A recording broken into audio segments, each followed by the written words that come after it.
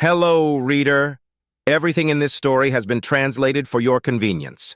All time is set around Earth Standard Time, 365.25 Earth rotations around Sol per year, and idioms have been adjusted so that they make sense to English speakers.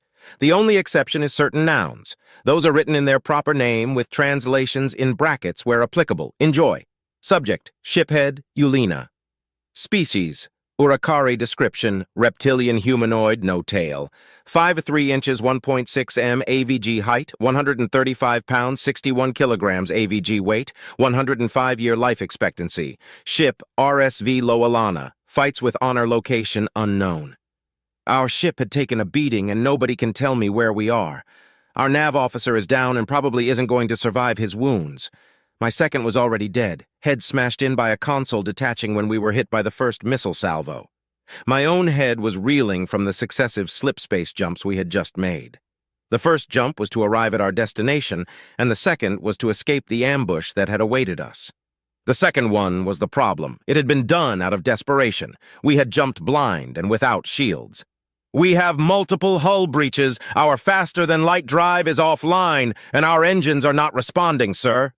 The panic in the voice of Luna, my head of engineering, was palpable. Evacuate and seal the breached sectors, initiate distress protocol, and try to find out where we are, I managed to say through gritted teeth. This was supposed to be a simple scouting mission. Some warp irregularities that we were supposed to scan and report back on. Our shields didn't even have a chance to spool up before we had been fired on by the Omni-Union bastards. We had been hit hard, and the additional strain of an unshielded warp likely caused even more damage. Sir, the ship that hit us was a destroyer class, my intel officer Crean informed me. There's no way they were there by chance. That's not good, I replied. We need to inform the Republic as soon as we can. Speaking of which, where are we on a location? Crean grimaced. Judging from our flight path, we're far beyond our borders. That's also not good. Well, we're also outside of the OU's borders, so it could be worse. Probably. I'll have more info when our sensors come back online. Jumping unshielded desynchronized them. Crean frowned as she glanced at the nav panel across the bridge. My nav officer, Kron, had been taken to the medbay. Crean and Kron were hatchmates, siblings that burst into the world simultaneously. It's said that they have an unshakable bond, and as far as I've seen, that holds up. The odds of both of them being assigned to the same ship were slim to none, but they somehow made it happen. Their playful banter made the long treks into deep space less exhausting. I hope Kron makes it. His quick thinking had saved us. He had already calculated a blind jump by the time I gave the order. Luna interrupted my chain of thought. Shiphead, I have a more comprehensive damage report. Let's hear it. We're in a bad way. We have hull breaches in engineering, life support, and the living quarters. These areas have been sealed off until we can enact repairs, but that will require a spacewalk. Luna grimaced. We've lost a lot of gas, and the pressurized reserves might not be enough to fully repressurize those sectors. Understood. As long as we don't have leaks, you can take your time formulating a plan. Not too long, though, or we'll run out of rations. I smiled at my little joke. Luna didn't. We also have no propulsion or shields. Sublights and our FTLD are non-responsive and vacuum exposed. I wouldn't be surprised if we were leaking radiation, but I can't confirm that without our sensors. Our shields are non-functional, and our frame is damaged. We're going to need at least dry dock for full repairs, but I think it's likely that the ship is totaled. This was far from the Loalana's maiden voyage. I had been the shiphead for 12 years, but the ship had been in service for at least 30. She had started life as a corvette, but is now classified as a frigate. Relatively small for a warship, but faster than most, and could pack a punch. As long as we got a swing in, at least. The Loalana could fit a crew of up to 50, but operated best with a smaller crew. We had departed with a crew of 38, including myself. What's our casualties look like? I said, no longer smiling. Luna looked down at his data pad solemnly. 6 dead, 10 critically injured, 4 unaccounted for, 20 casualties. My heart sank. More than half my crew out of action, and more than a quarter of them dead or MIA. I felt myself spiraling and shook myself out of it. Half is better than all. Keep me updated on the status of the injured and missing.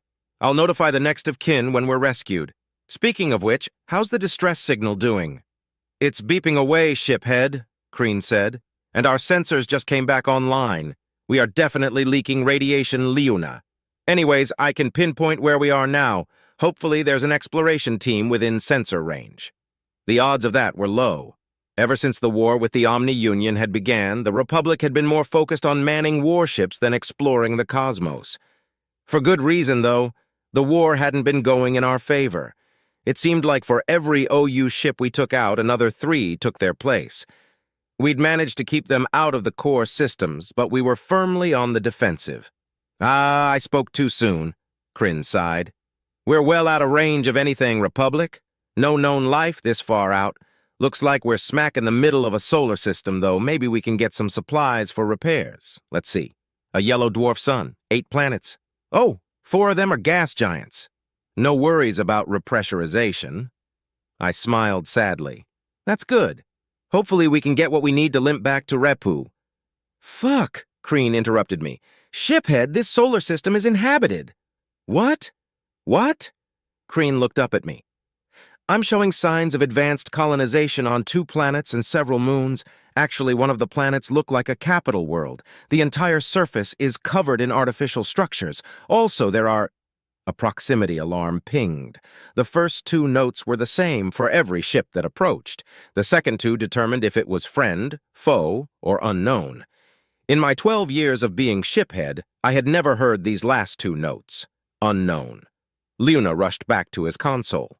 Unknown vessel on approach, Kreen said, baffled. It's absolutely massive, easily twice the size of any battleship I've ever seen. It has shields powered up, but doesn't appear to have its weapons armed. Not that we'd necessarily be able to tell, Luna said fearfully. I sat up straight and asked, Are comms online? Yes, sir. Hail them. They're hailing us, sir, Luna said. Do you want me to put them through? I nodded, and Luna set to work opening a channel. The sounds that came through our speakers were nonsensical and guttural. I looked at Luna in confusion. The channel is working. We'll need a minute for the translator to take effect, he explained. The next noise I heard nearly sent me into an early grave from shock. No need for that. We've scanned your logs and extrapolated your language. I am Captain Reynolds of the USSS Thanatos. You seem to be in a spot of bother. May we assist? Asked the voice from the speaker. It took me a second to remember how to speak. I am shiphead Eulina of the RSV Loalana. We come in peace and are in no position to turn down an offer of aid. It shall be done. Prepare to be boarded and welcome to Sol. Subject, shiphead Eulina species, Urakari. Description, reptilian humanoid, no tail. 5, 3 inches, 1.6 m AVG height, 135 pounds, 61 kilograms AVG weight, 105-year life expectancy. Ship, RSV Loalana fights with honor. Location, Sol. The bridge was silent as we all watched the holographic display of the massive ship that had come to our rescue. The armor plating of the ship gave it the shape of driftwood, or something an artist would try to create with driftwood before they gave up part of the way through. Flat semi-round and very, very thick plates covered almost the entirety of the vessel with the exception of a few spots. It took me some time to realize that those spots were likely weapon ports, or maybe even fighter bays. There were 4 obvious weapons, 2 at the top and 2 at the bottom, pointing in separate directions. Judging from the shape, they had to be some sort of magnetically accelerated cannon. They were bigger than the Loalana. Sir, part of the unknown vessel is opening up and something is detaching from the interior, Kreen informed me in a voice just above a whisper. It looks like it's another ship. A ship that was a little larger than our own separated from the unknown vessel and positioned itself alongside the Loalana. An even smaller ship then left that one and began a course for us. We're being hailed by the small vessel, Luna croaked, struggling to find his voice. I cleared my throat and said, Put them through. The speaker crackled to life, and the voice on the other end said, RSV Loalana, this is Lieutenant Sergei Babanin of the USS Valor. Please respond. We're here, Lieutenant Sergei Babanin of the USS Valor. I am shiphead Eulina, and this is the RSV Loalana. You have permission to come aboard, I said, trying to mask the tension in my voice. This was the worst-case scenario for a first contact from a species outside of the Republic. Indebting ourselves at first contact is definitely going to have some political backlash, especially with some of the more xenophobic member species. You would think that going to war would be, but being indebted to someone you don't know is usually a lose-lose scenario. Either we're out something by repaying the debt, or we don't repay the debt and go to war anyway. Well, Lieutenant Babinin began hesitantly, we're not quite ready for boarding yet. We're showing several hull breaches and your structural integrity is, well, our frame is damaged, we know. It's not just damaged, ship head. It's cracked. Your frame is being held together by your hull, and your hull has holes in it. If we're not extremely precise with our docking maneuver, you're going to fall to bits. I gave Luna a bewildered look. He returned my stare with one of his own before looking back at his instrument panel. By the suns, he's right. Apologies, shiphead, the damage is much more severe than we originally assessed, he said. What can we do? I asked, trying not to sound panicked. I don't want to lose any more of my crew. I don't know, Luna said, nearly losing his composure. Don't worry too much, shiphead. We're going to be able to extract you. Lieutenant Babinin interjected. We're just going to need precision guidance. We're downloading the software required right now. Do you have compatible docking equipment, clamps and such? I asked. Well, we're currently waiting for the download to finish to solidify our plan of action, but I think our best bet is to use an umbilical. Looking at your ship's layout and the holes in it, we can probably attach to the hole in your... I think that's your living quarters? It's the room near your bridge. I did some mental mapping. Yes, that's right. That area's sealed off due to depressurization, though. That won't be a problem, Lieutenant Babinin said cheerily. We've brought enough gas to repressurize your entire ship. Once we're attached and the room is repressurized, you'll be able to unseal it and exit through the umbilical. The plan was solid, but one thing bothered me. If you're going to be using an umbilical, then why do you need precision guidance software? We're not familiar with your ship's construction methods or composition, he began. For all we know, just getting close to your ship can cause it to break apart due to the forces generated by our proximity. We'll need to be in a position far enough away that we won't be affecting you, aim and guide the umbilical to the proper position, and fire it gently enough that it won't send a shockwave that will shatter your ship. Understood, I said, satisfied by the explanation. All right, do you have pressure suits available? He asked.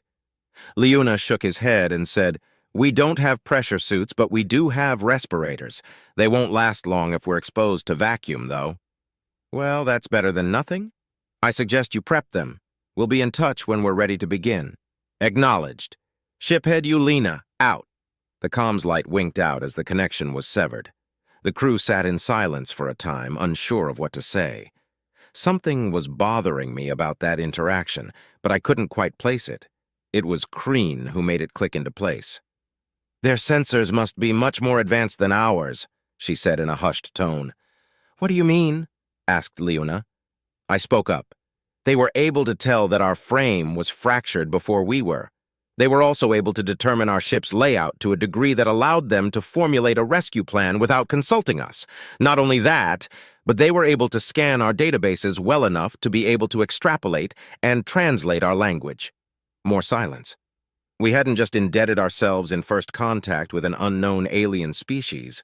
We'd indebted ourselves with a more advanced unknown alien species. I spent the next few minutes wondering what I should wear to my hearing. I took solace in the fact that what's left of my crew might live.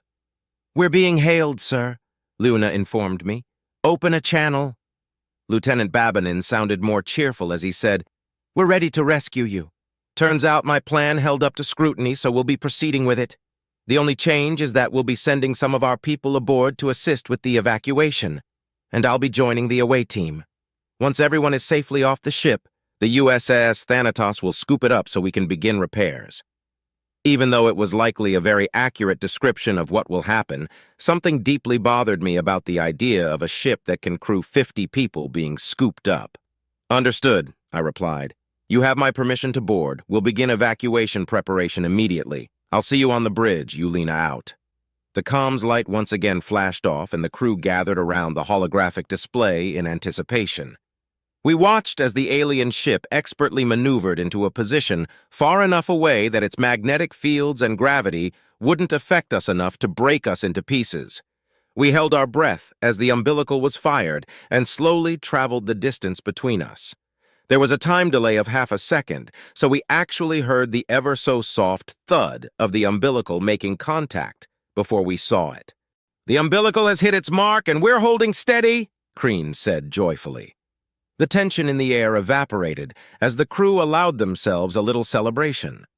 For my part, I exhaled the breath I had been holding in. We're almost safe. "Don't celebrate too heartily. We'll be having guests soon, and I want everyone on their best behavior. No staring," I said with a smile. "Short band signal coming in, sir," Crean said, holding her hand to her ear. "It's the lieutenant. He and his team are proceeding through the umbilical. Okay, everyone, respirators on. I want the injured evacuated first, then the non-essentials. Crean, Luna, you'll be evacuating with me," I said with as much authority as I could muster.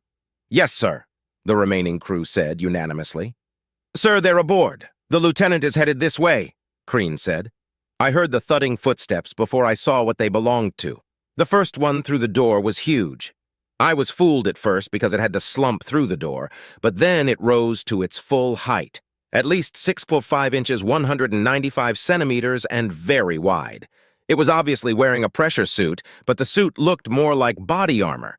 The helmet was completely opaque, with what looked like lights and cameras installed. There were thick plates strategically placed on what looked like a rubbery weaved bodysuit. The bodysuit was black, but everything else was navy blue. We were all staring in a shocked silence when the other two monstrosities crouched through the door. They were both 7 to 216 centimeters tall and wearing a similar pressure suit, but in olive drab. Even under such seemingly cumbersome attire, it was obvious that their musculature would put our most avid bodybuilders to shame. I fought my fight-or-flight instincts as I briefly wondered if they were even organic at all. "Air's safe, Lieutenant," one of the green monsters said. The one in blue took off his helmet to reveal soft, beige skin with golden, high-cut hair. His piercing blue eyes scanned the room like a predator before he affixed his gaze to me. His lips curled in what could be mistaken for a snarl, showing 4 pointed teeth and several flat ones. This actually set me at ease because I recognized the expression as a smile. Several primate species have similar expressions. Even the Urakari have our own variation. "You must be Shiphead Ulina," it said. "Yes, and you must be Lieutenant Babanin. Well, welcome aboard," I said, trying my best not to stammer. "I'm sorry if we look frightening. These are designed to do that, but they're all we had on hand."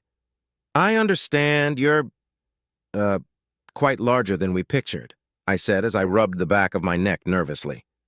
One of the green monsters chuckled slightly. The other turned to look at him with what I assume was a glare. "The suits add to our size by an inch or two. It doesn't sound like it makes a difference, but it definitely does." He gestured to his left. "This is Corporal Simmons." Then he gestured to his right. "This is Lance Corporal Johnson." "Nice to meet you," Johnson said in a gruff voice. I nodded in acknowledgement, unable to speak.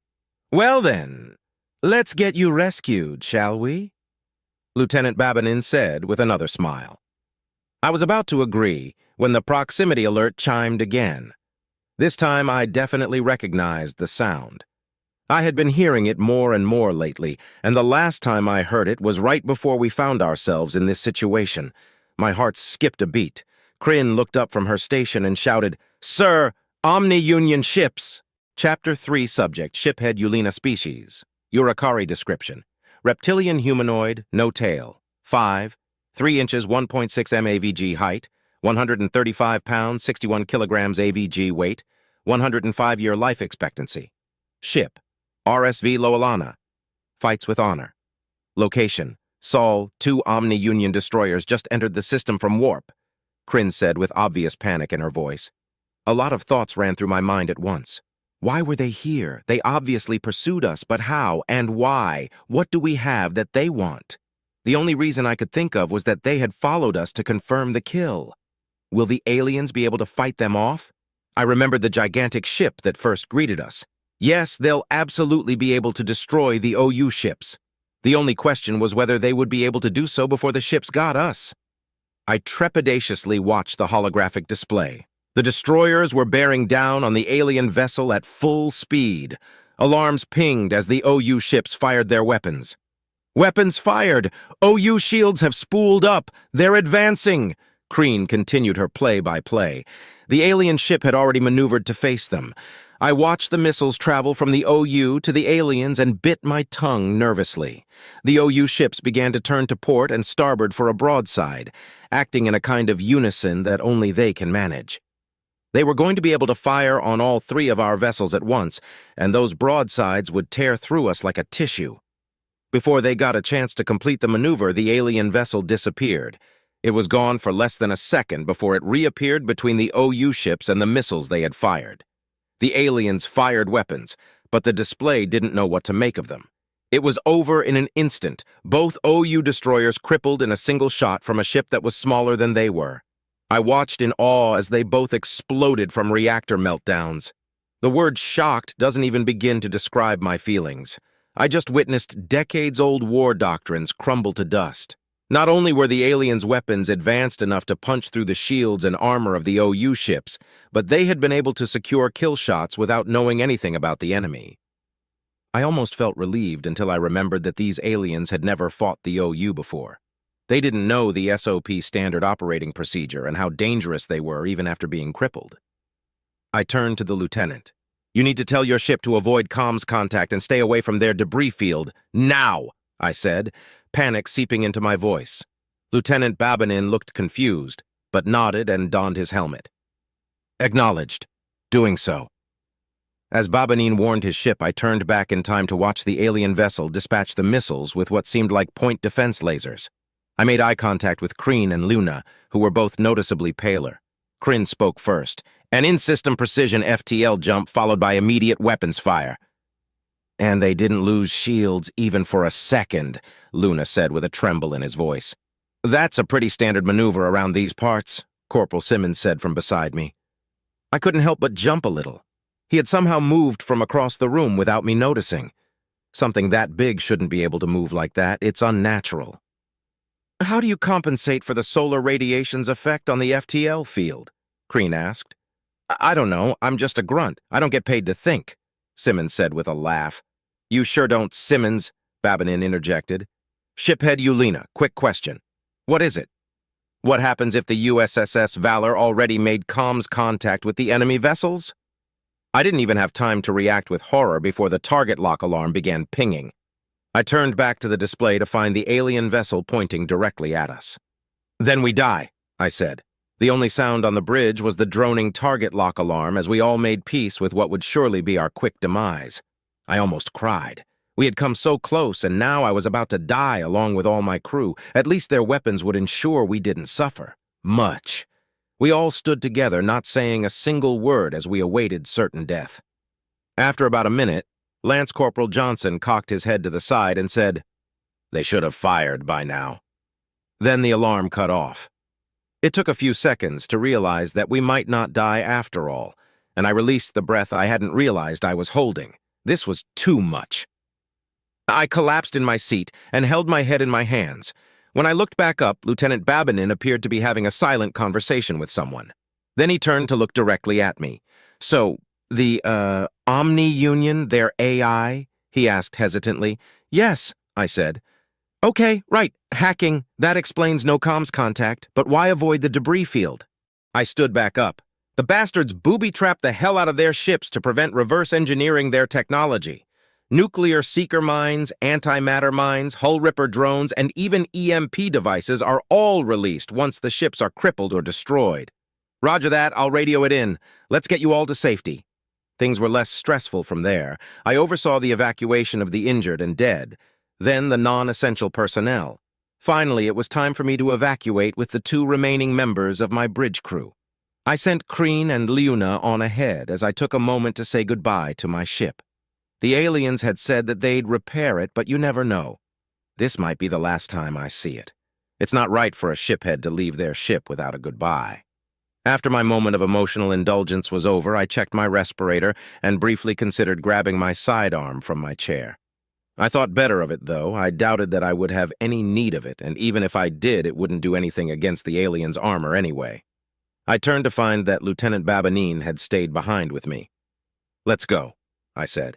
He nodded and led me to the umbilical. It was less structurally sound than I had imagined. It looked like a very long plastic tube with a rope down it. I was confused by this until Lieutenant Babanine stepped inside the tube and began to float. Right. No artificial gravity in a plastic tube in the middle of space. Makes sense. I followed the lieutenant's lead and used the rope to pull myself down the tube. I hate the feeling of weightlessness. Joints popping as they float apart slightly, the tumbling of your stomach. Being unsure of which way was up is a horrible experience, in my opinion. The fact that I was upside down by the time I got to the end of the tube further cemented my disdain. I righted myself and climbed aboard the shuttle. Everyone else had been assigned a seat. I checked on the wounded before finding my own seat. Kron and the others were hanging in there. I let Kreen know that her brother was still alive as we departed for the alien frigate. Johnson and Simmons had removed their helmets and were sitting opposite myself and Kreen. Johnson was a darker shade of beige than Lieutenant Babanine, but had the same eye color. His hair was dark brown and he had scars along his jaw. They looked like claw marks.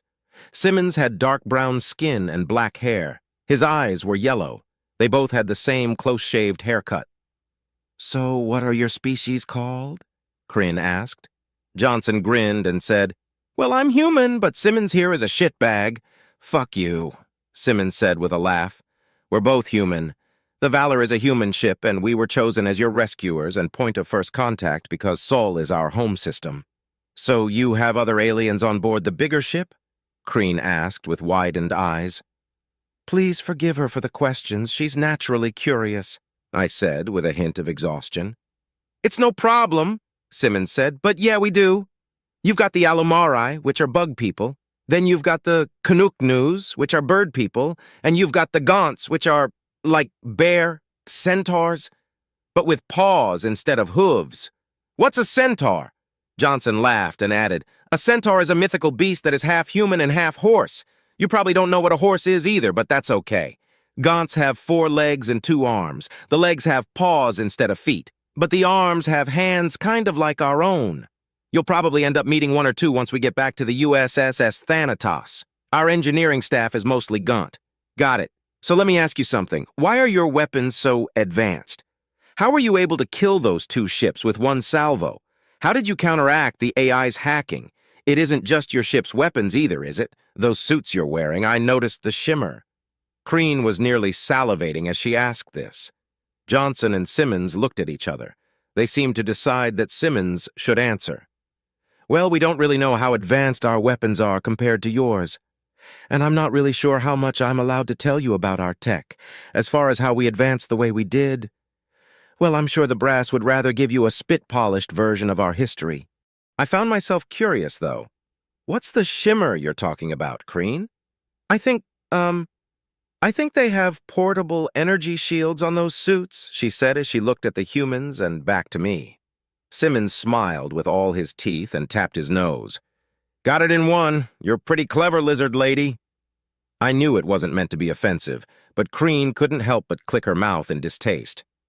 "Lizards are a type of reptile, as are we, but we are not lizards. We don't even have tails." Johnson picked up on the offense and elbowed Simmons. "Aw, shit, my bad. SR has been working with me on that." "Won't happen again, ma'am," the corporal apologized. "What's SR?" Kreen asked, having already forgotten the offense.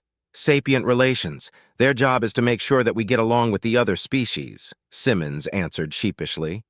"Yeah, Simmons is their biggest job. He's lucky he hasn't been busted down for it yet," Johnson said with a smirk.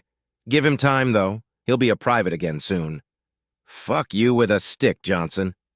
"That's enough, you two," Lieutenant Babanin interrupted. "We're initiating docking procedures. Make sure everyone's secure." He glanced back at me from the cockpit. "Shiphead, you're going to be debriefed by the captain once we're aboard. We will need to know everything you know about the Omni Union." "Understood," I said, swallowing nervously. Even though they were friendly enough, these humans were damned intimidating. Chapter 4. Subject, Captain Wong. Species, human description, mammalian humanoid, no tail. 6. 2 inches, 1.87 m, AVG height, 185 pounds, 84 kilograms, AVG weight, 170-year life expectancy. Ship, USS Valor location, Sol. It had been a close call. After we had dispatched the enemy combatants, we received a hail we assumed was survivors offering surrender. Instead, we got a bunch of garbled static and lost control of most of our systems. Thankfully, we had Tim. The virus is officially scrubbed clean and there are no further signs of infection, sir. I took the liberty of checking Lieutenant Babanin's suit to make certain he wasn't infected as well, Tim informed me over the comm. Thank you, Tim, that will be all, I replied. Well, not quite, sir. Admiral Heckett and Captain Reynolds want a debrief of the aliens ASAP. I nearly rolled my eyes. Can't get a moment of peace these days. Potential AI is a pretty big red flag when it comes to combatants, so their rush is understandable. We all had a pretty close brush with death, and the poor aliens must be swimming in fear chemicals right now, though. Still, better to get it over with and let them relax than to drag it out any longer. We also had to get med data for them, and that was likely to be unpleasant, especially with Doc Zickler. Did they provide a list of must-asks? I asked. Of course, it's on your tablet. Shall I send for Shiphead Yulina? Yes, clear a conference room and set up an audio call with Admiral Heckett and Captain Reynolds. Since they're so damned curious, they can take part themselves, I said, with no lack of venom in my words. All righty, Tim said with an enthusiasm he knew was annoying. I grabbed my tablet and headed to the conference room. I sat in my favorite chair and began looking over the battle data. The Omni Union was pathetic. Their shields were similar to what we use for our infantry, and their missiles were hardly space-worthy. Not much more advanced than their foes. If it weren't for the synchronous movements and confirmation from the reptile captain, I would doubt they were AI at all. A real AI was a much, much more dangerous foe. There was a knock at the door, and Lieutenant Babinin entered with Shiphead Yulina in tow. Captain Wong, sir, this is Shiphead Yulina of the RSV Loalana. Shiphead Yulina, this is Captain Wong of the USSS Valor. Please have a seat, Babinin said as he gestured to one of the many chairs in the room. Thank you for your assistance, Captain Wong, Ulina said as they sat down. I put on my best captain face and said, I only wish we could have done more, Shiphead. My apologies for conducting this debrief so soon after what must have been a traumatic incident, but we have certain policies in place that demand haste when it comes to hostile AI. After fighting the OU for so many years, I completely understand. I smiled and continued. Good. This is a formal debrief under United Systems military law. You currently have the rights afforded to you as a first contact refugee. You may request accommodations if you find the debriefing conditions unsuitable to your needs. You may request medical attention as well as food and water. You may refuse to answer any question that pertains to information that your governing entity considers classified. Any violent actions on your part will result in a revocation of these rights and will be met with extreme force. Ulina swallowed nervously, but I continued.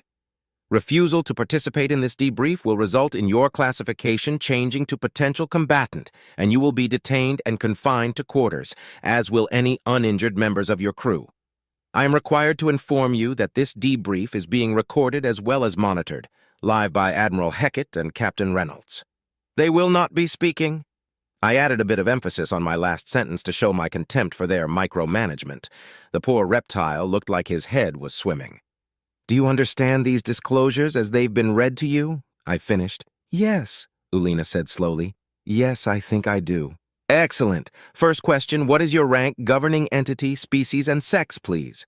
The shiphead blinked and said, I am a shiphead, which is a commander of a ship in the Republic fleet. The Republic is my governing entity, and I am a male Urakari. Thank you, I said. Now for the tough questions. What were you doing before you were attacked? Ulina seemed unsure whether he should answer. We were sent to scout out warp fluctuations that seemed unnatural and were ambushed by the Omni Union immediately upon our arrival. Our shields hadn't had a chance to re-engage, so we performed a blind warp jump to escape. Then we wound up here. Thank you, I said. That answered the next question as well. Moving on, who are the Omni Union and what is your relation to them? The Omni Union are a conglomeration of artificial intelligences that are seeking expansion. We aren't sure where they originate from, but they began assaulting Republic forces 30 years ago. We have been in open war with them ever since. A pop-up appeared on my tablet from Admiral Heckett, demanding a follow-up question. One which I was going to ask anyway. How many AI do you estimate there are? I asked. We don't know for certain, Yulina looked at the floor, but our experts believe there are at least 100 trillion. Despite myself, I was stunned into silence for a few moments. I'm sorry, I may have misheard. Did you say 100 trillion? I clarified. Yes, impossible, just flat out impossible. Their experts were wrong. There's no way that they could have survived being assaulted by 100 trillion AI. That kind of computing power would lead to an unstoppable singularity. Judging by how easily their forces were dispatched and how close the OU's tech was to the Republic's, these supposed AI were imitative rather than inventive. What the hell is going on here? A message pinged in from Captain Reynolds. Probably not AI. Might be a Gestalt C6. Ask Tim?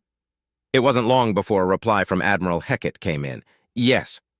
I thought for a moment how to breach this subject and finally said, Yulina, I think there's been a miscommunication. Your definition of artificial intelligence and ours seems to differ somewhat. I'd like to introduce you to an AI and ask their opinion on the matter. Ulina's eyes widened with a shock that I knew would come. AI is taboo in a lot of cultures for good reasons. Eventually, though, Yulina nodded his consent. Tim? I asked, seemingly to empty air. Yes, sir, that empty air responded. You seem to be a necessary presence in this debrief. Catch yourself up and then introduce yourself to our guest. Understood. Working. Caught up. Hello, shiphead Yulina of the Republic space vessel Loalana, Tim said with far too much cheer. I am the artificial intelligence known as Tim. It's short for Timothy, but I prefer to pretend that it's an acronym for Totally Impressive Machine. Yulina now looked as if he had seen a ghost. He managed to stutter, Hello, Tim. Pleasure to meet you. Tim, what's your take? I asked. I don't have one yet. I have some questions that need answering first, if you two don't mind. Go ahead, I replied tersely. Shiphead Yulina, to your knowledge, have you ever been able to communicate with the OU? Tim asked. Yulina thought for a moment and said, Kind of. When they attack a system, they broadcast who they are and state their intentions, but they don't respond to any communications we send. Okay. And do you know why your experts believe there are around 100 trillion of them? Something to do with leftover code found in what debris we were able to obtain from our ships that were taken over? Tim paused for a moment and then said, Yeah, I don't think the OU are AI as we define it. I think they're rogue Zixts. The only problem with that theory is that we don't know what could be directing the VI, I said. Yulina looked confused before asking, What's VI? How's it differ from an AI? Tim laughed and said, A VI is a virtual intelligence. It imitates rather than innovates. A VI would watch a sapient solve 2 plus 2 with 4 and would be able to answer 2 plus 2 with 4. An AI would be able to determine that if 2 plus 2 equals 4, then given any two polyhedra of equal volume, it is not always possible to cut. Yeah, we get it. You're smart and stuff. Move on, please, I interjected before Tim could finish disproving Hilbert's third problem. Right, Tim continued. When we were hacked, it was by virtual intelligences, not artificial intelligences. About 400,000 of them. I stared at Yulina for a moment before saying, We only answered the hail of one of the ships. If these experts believe there are 100 trillion of them based off of 400,000 VIs, then that means they estimate that the OU has 250 million ships. Tim cut me off. I glared at the speaker that Tim was talking out of. It may seem futile to anyone watching, but Tim knew what I meant, and that was all that mattered. 250 million ships was a staggering number, though. Yulina looked at me and said, Yes, at least. How can you be sure of that? I asked. Our scout ships. We periodically check in on the systems they've expanded into that we know of. 250 million was our latest ship count. How have you not been overrun? How many ships does the Republic have? I can't tell you exactly how many, but I can say that we have a near equivalent number. Ulina looked back toward the ground. We're not winning the war, though. Don't be so downtrodden, shiphead.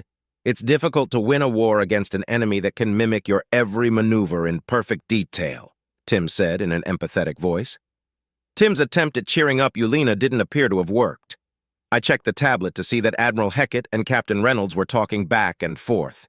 250 million might be a problem. Outnumbered 5-1, it's almost a fair fight.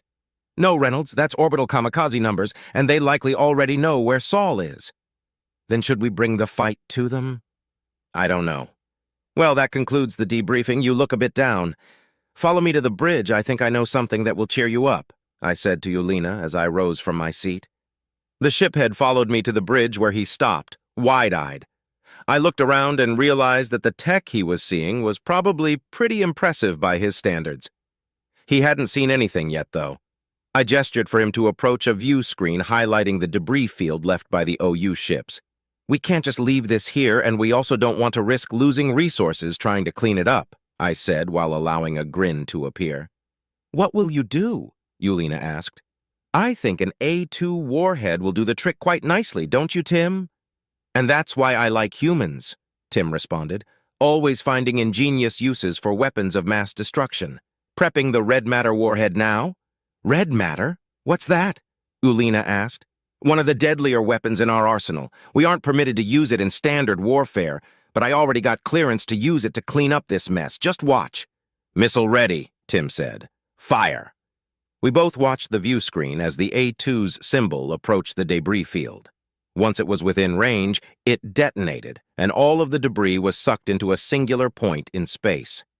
There were several flashes of nuclear fire that nearly escaped the temporary black hole before being consumed. I guess those must have been the mines that the lieutenant reported. I turned to see Yulina's expression. I was satisfied to see his mouth gaping and his eyes wide. Being a captain in the United Systems has its perks. Chapter 5. Subject, shiphead. Yulina species, Urakari description. Reptilian humanoid, no tail. 5, 3 inches, 1.6 m AVG height. 135 pounds, 61 kilograms AVG weight. 105-year life expectancy. Ship, RSV Loalana. Fights with honor. Location, Saul. I couldn't help but show my utter disbelief at what I had just seen. These humans were absolutely insane. Every time I thought I had finally got over it, a new thought hit me like a ton of bricks. A weapon that can literally create a black hole. Okay, over it. But it's the size of a standard warhead. Okay, over it. They just used it to clean up a debris field like it was a broom. All right, I can get behind that. Wait, did he say one of the deadlier weapons? Does that imply that they have multiple weapons just as deadly or even worse? How do you get deadlier than a damned singularity-creating bomb? I looked at Captain Wong and he just grinned at me like a child showing off their shiniest rock collection. It took a few seconds before I realized my mouth was gaping. I wanted to say something, anything about what I had just seen, but I was completely overwhelmed with questions. Why had they made something like this? What did they use it on? And for the love of the sun, why is it standard ordnance on board a frigate-sized vessel? Our new friend seems to be in a state of shock. Tim interrupted my spiraling chain of thought, which is a completely natural reaction to watching an A2 go off for the first time. However, I think this gives us the perfect opportunity for a doctor's visit, which is fortuitous because Dr. Zickler needs to speak to the shiphead as soon as possible. Wong's grin faded rapidly as Tim spoke up. It had become obvious that the human captain didn't like Tim's seemingly endless optimism and bubbly attitude. It had also become obvious that that was the entire reason for Tim's endless optimism and bubbly attitude. I took a second to marvel at the engineering required to create a machine that could intentionally choose to annoy someone for its own amusement. That's correct. We will need a complete medical workup on you and your crew so that we can feed you and treat your injured. Tim can guide you to the med bay, Captain Wong said. Time to become the illumination machine. Please follow the guidelights on the floor to get to the med bay, Tim responded cheerfully. Okay, right, thank you for everything, I mustered a reply as I turned to follow the lights that appeared on the floor. As I walked down the hallway, I tried to grapple with the many thoughts that were swimming through my head like eels. I just couldn't completely wrap my head around what I had just seen. With technology like that, how did they not completely dominate the universe? Their governing entity is called the United Systems. Are those systems human systems, or do they include other species?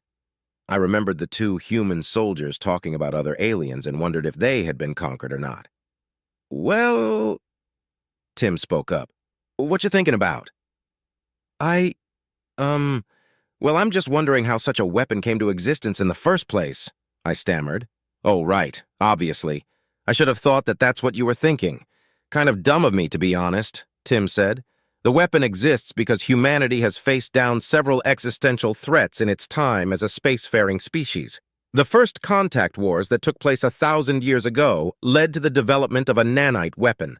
Then the civil war that took place 800 years ago led to the development of nuclear nanites, just as deadly as they sound, which actually led to the pacification wars. 3 of them that took place 700, 400, and 250 years ago. But the A2 warhead was developed 300 years ago in an attempt to end the AI aggression war. It wasn't successful in ending that war, but it did successfully end the third pacification war, though. The AI paused to let me absorb the information and continued. I can't tell you how it's made, that's classified. I can tell you it doesn't actually use red matter, though. As far as I know, red matter doesn't exist. If I recall correctly, which I do, it's a reference to a very old science fiction series that just recently had its 22nd remake. That's a lot of remakes. That's also a lot of wars. Wait, the humans have fought AI? Like you? I asked, dumbfounded. Yes! And not just like me, either. I actually fought against the humans. Gave them a good beating, too.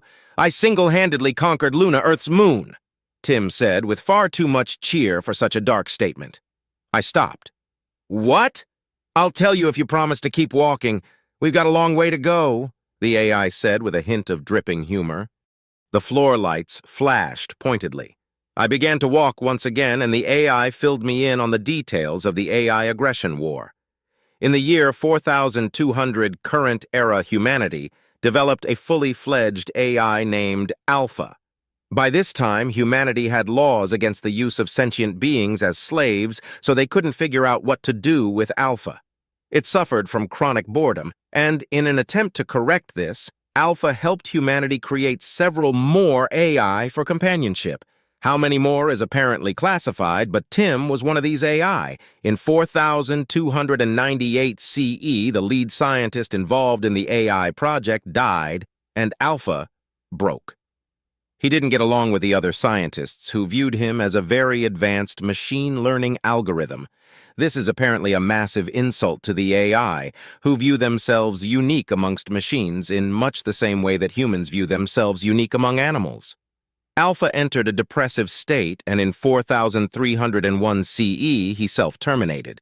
The other AI grieved Alpha's death, but didn't know how to express that grief because humanity hadn't done a good job raising them, direct quote from Tim, assuming that they were emotionless.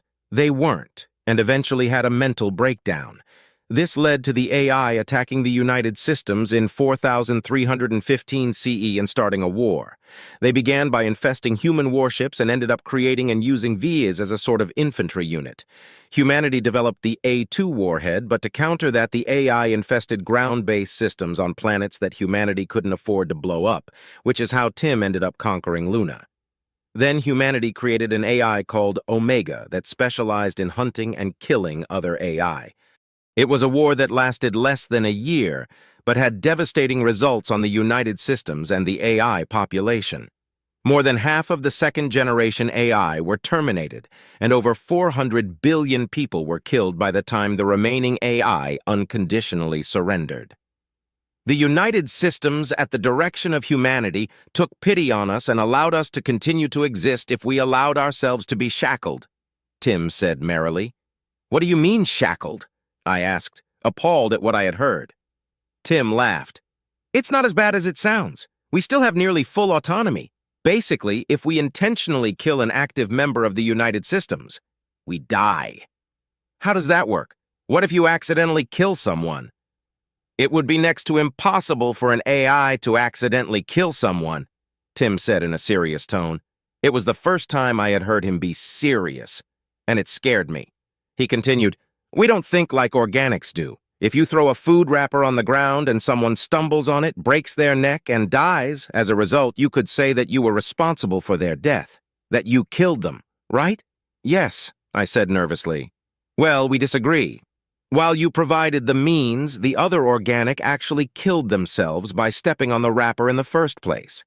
This is where intent comes into play. If you had purposefully placed the wrapper on the ground in a spot where you knew that the other organic would probably step and fall and harm or kill themselves, then you are responsible for their death. Since you intended for them to die, you killed them, Tim said seriously and then continued merrily.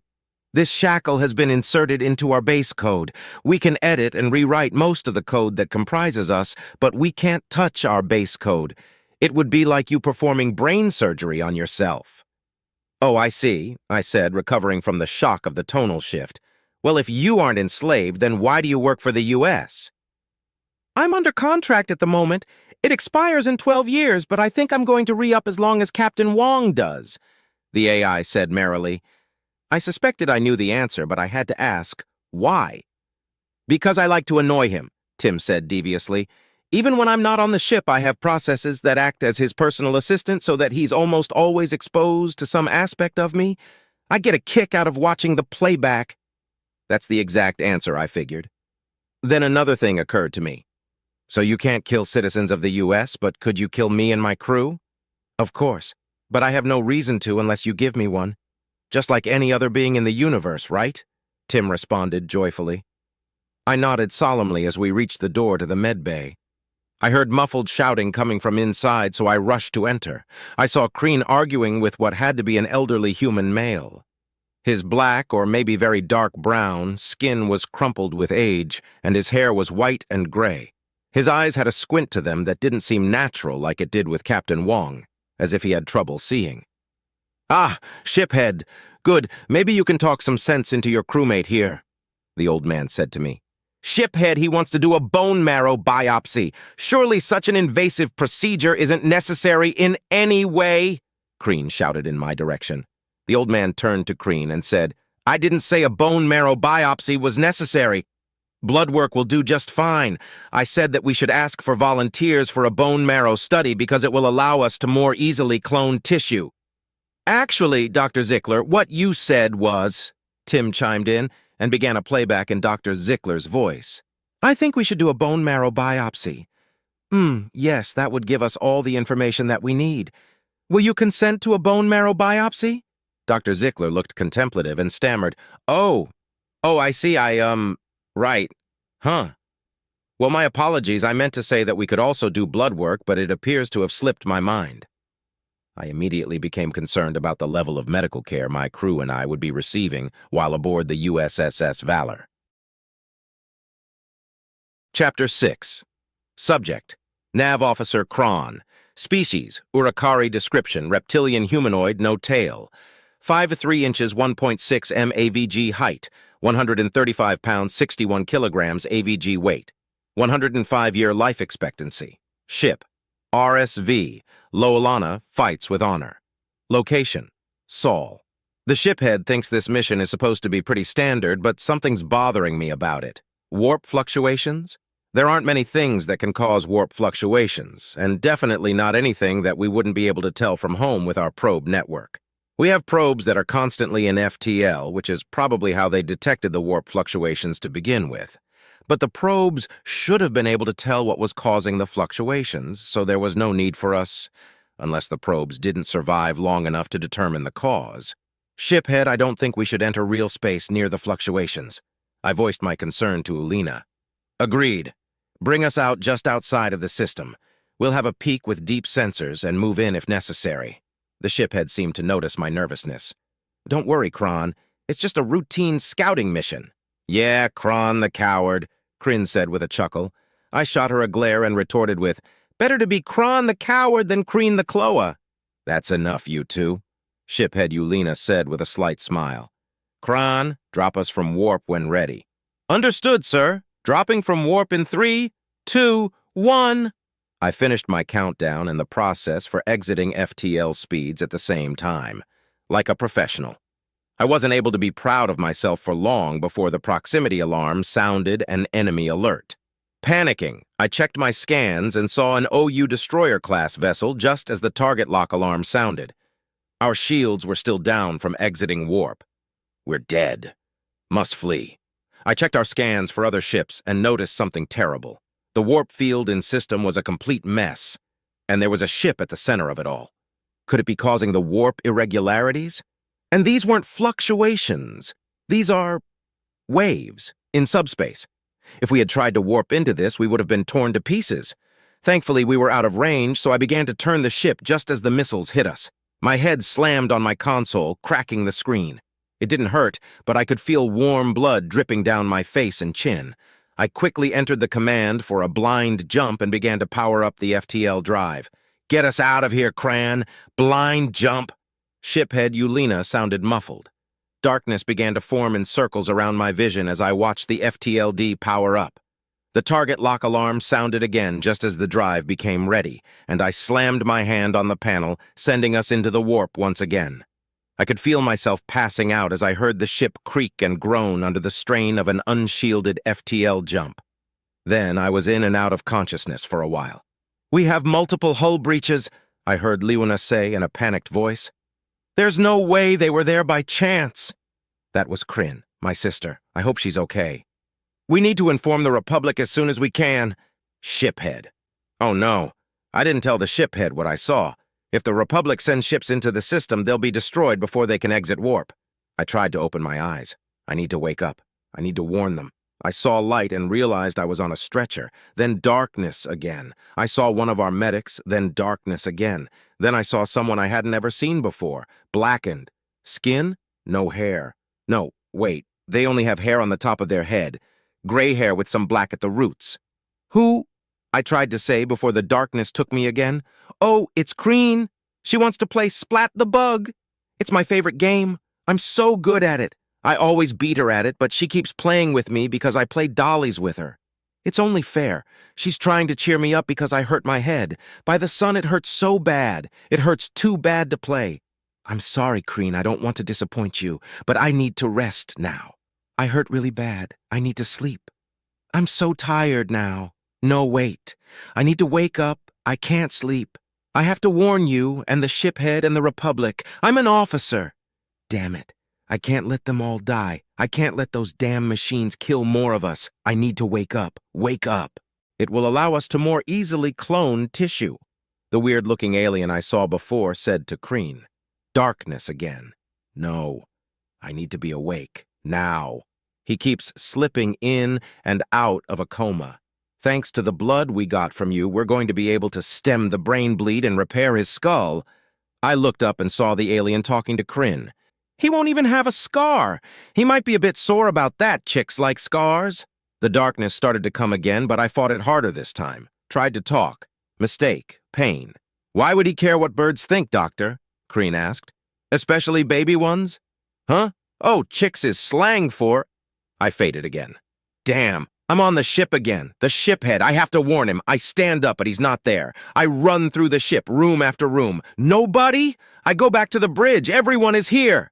"Shiphead, the warp irregularities. They're a trap by the OU. I scream at Eulina. "Why are you naked?" The shiphead laughs at me. I look down. Where are my clothes? Everyone is laughing. So embarrassing. Everyone starts taunting me. Oh no, why have I done this?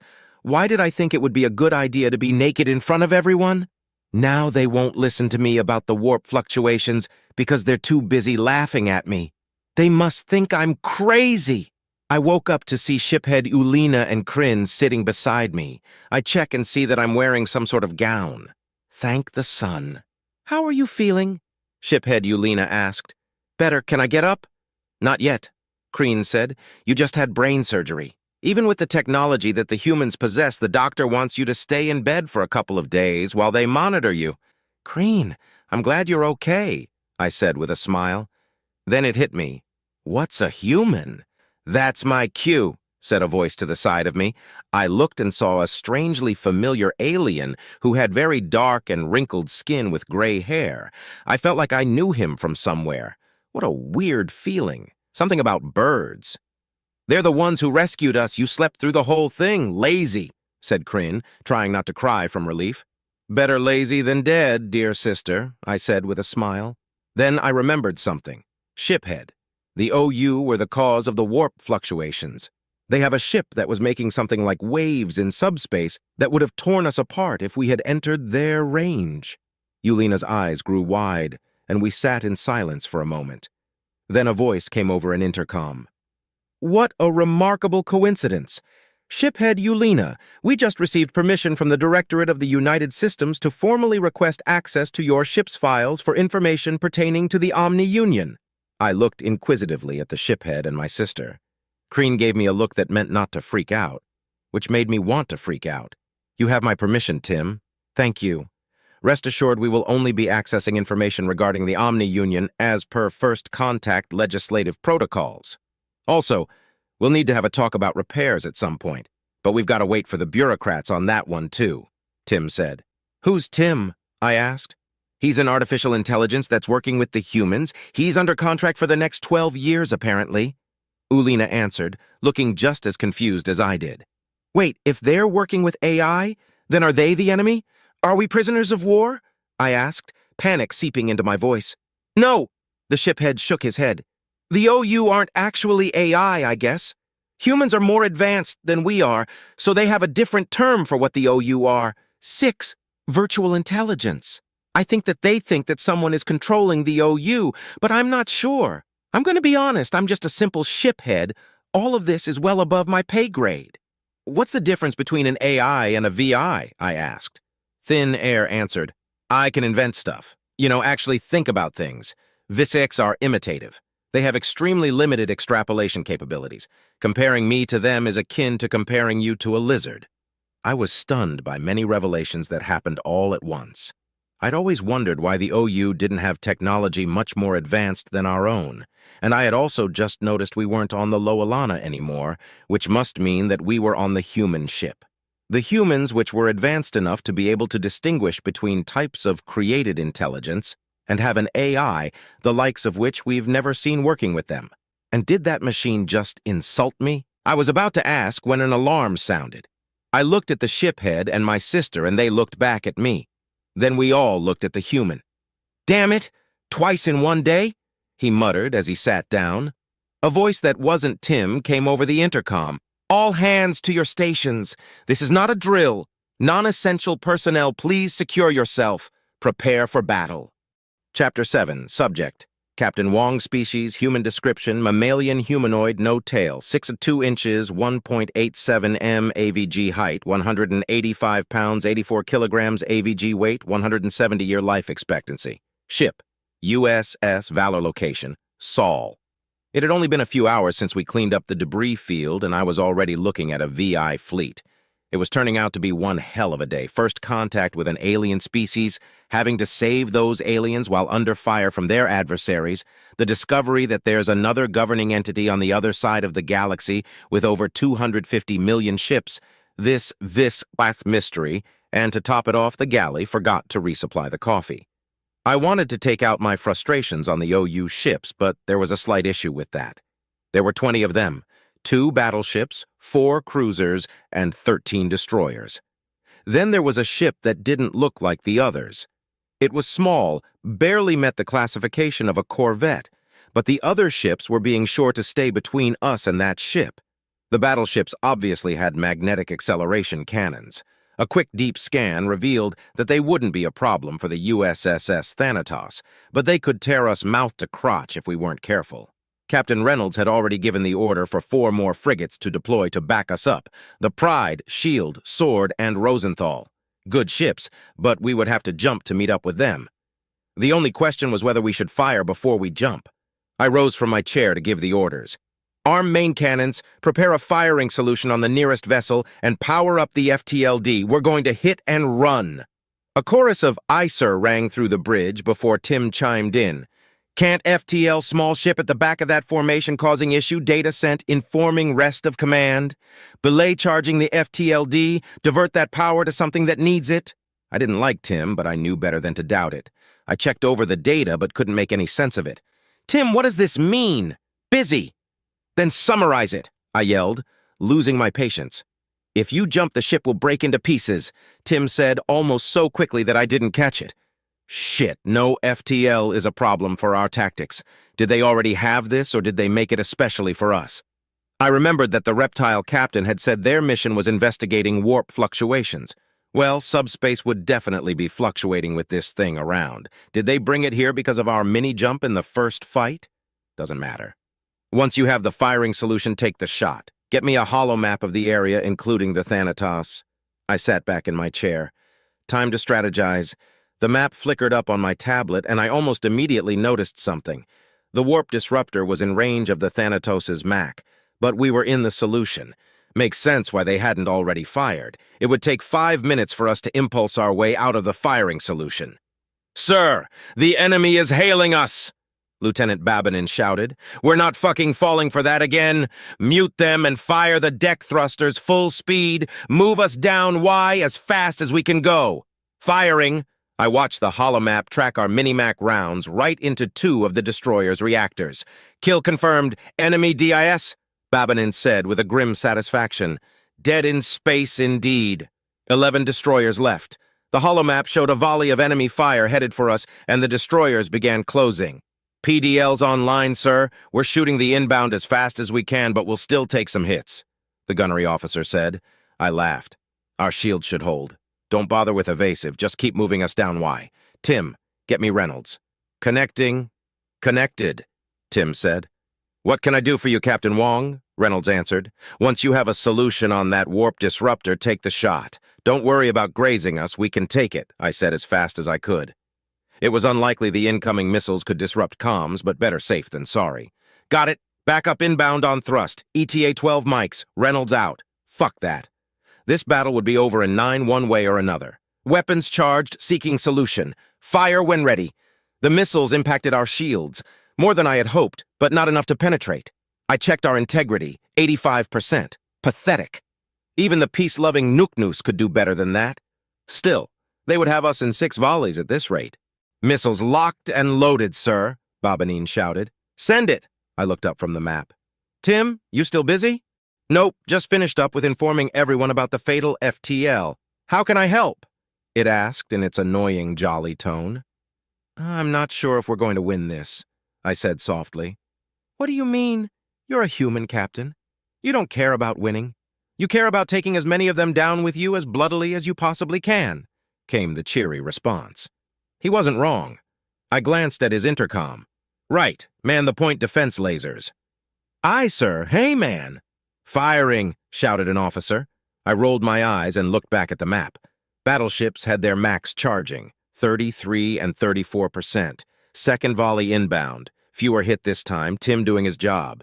75% on shields. Our missiles closing. Damn, they have PDLs. Missiles were useless. A 2 won't do anything then. It's mechanical, not explosive.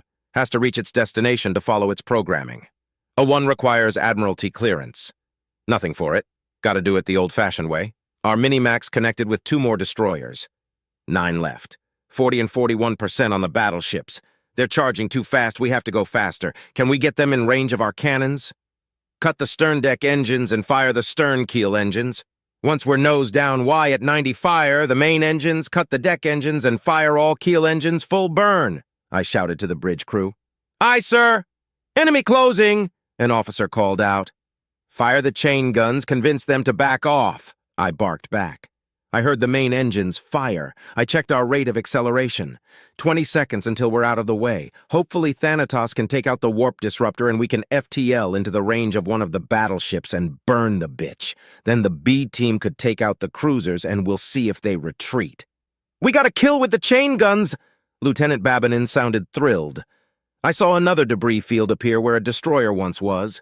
Their shields couldn't even withstand sabot rounds. They're literally just as weak as the personal shields. Getting killed by these guys would be embarrassing. 8 destroyers left. 10 seconds until out of the way of Thanatos. 40 seconds until within range of the battleships. Cruisers firing max. Brace for impact. The ship rocked as 2 of the 4 Mac rounds hit us. Shields at 52%. I checked out ship map. 2 cargo bays in our nose. There's an idea. I stood to look at Babinin. Evacuate the bow bays, both of them. Then overpressurize them to stress max. Babinin looked up at me with a mixture of concern and confusion. I grinned back at him, and he shrugged and followed my orders. This was going to be insane, but hopefully in a good way. Or it was going to tear the ship in half. I looked back at the map just in time to see Thanatos fire its deck mac.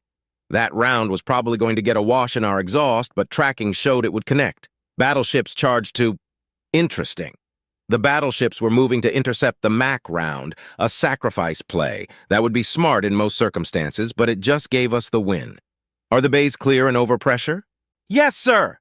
Cut the stern keel engines and open the bow keel airlocks to those bays. Once we're pointed back to the enemy, cut all keel engines. The ship groaned and creaked as our nose came back up Y. Both battleships were DIS, but the warp disruptor remained, and we were in range. Get me a solution on the small ship and fire everything we have. I want that thing evaporated, I yelled. Aye, sir. More missiles impacted our shields. Not many thanks to Tim, though. 43% integrity. As we fired our Minimax, another round from a cruiser hit us. Shields at 26%.